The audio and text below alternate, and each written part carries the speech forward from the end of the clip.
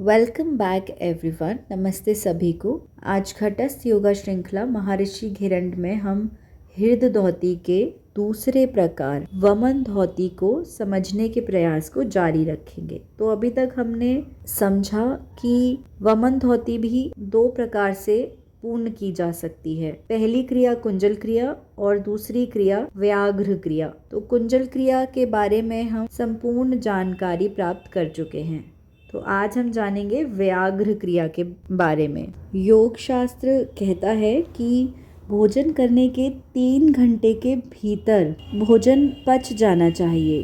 3 घंटे के बाद भी यदि भोजन ना पचा हो तो वह अपाच्य है, वह पच नहीं सकता, उसे बाहर निकाल देना चाहिए।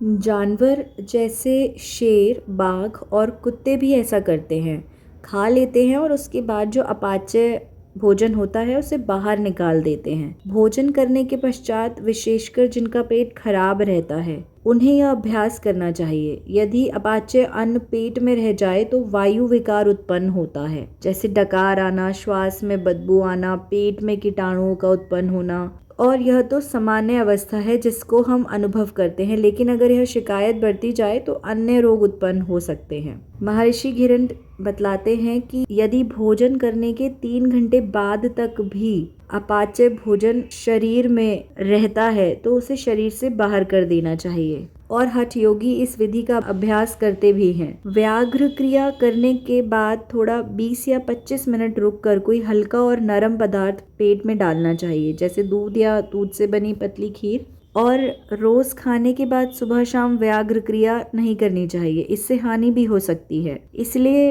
ऐसा सुझाव दिया जाता है कि सप्ताह में एक बार करें और 20-30 मिनट के बाद कोई हल्का तरल पदार्थ लें, क्योंकि हम व्याघ्र क्रिया के क्रम में पेट के स्वभाव के विपरीत कर्म कर रहे हैं। योगियों के मत अनुसार मल निष्कासन का कार्य अपान वायु द्वारा संचालित होता है। पाचन क्रिया को अपान वायु का कर्म माना गया है। पाचन के समय शरीर की सभी शक्तियां अन्न को आंतों में भेजने के लिए केंद्रित हो जाती हैं, और उस समय अगर हम विपरीत कर्म करें तो हानि हो सकती है। कभी कभी छाती में थोड़ा धक्का लग सकता है, जलन का अनुभव हो सकता है, क्योंकि सभी प्रकार के पाचन रस पेट में केंद्रित रहते हैं और अम्लता का अनुभव भी हो सकता है।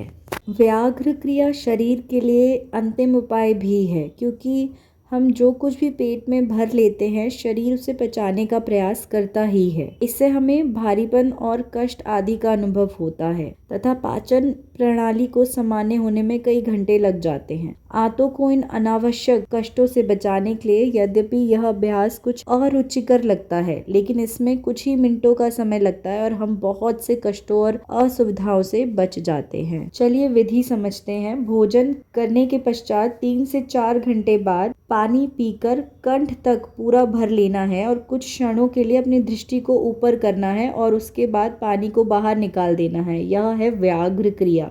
इस क्रिया को कम से कम सप्ताह में एक बार तो अवश्य करना चाहिए, ताकि हमारा पेट विकार रहित रहे, उसमें कीटाणु उत्पन्न ना हो और अपाच्य भोजन के कारण पेट अधिक दूषित ना हो पाए और किसी भी प्रकार के विषाक्त तत्व वायु विकार या पित्त विकार से भी दूषित ना हो पाए। यहाँ तक सुनने के लिए धन्यवाद। अब कल जारी रखेंगे।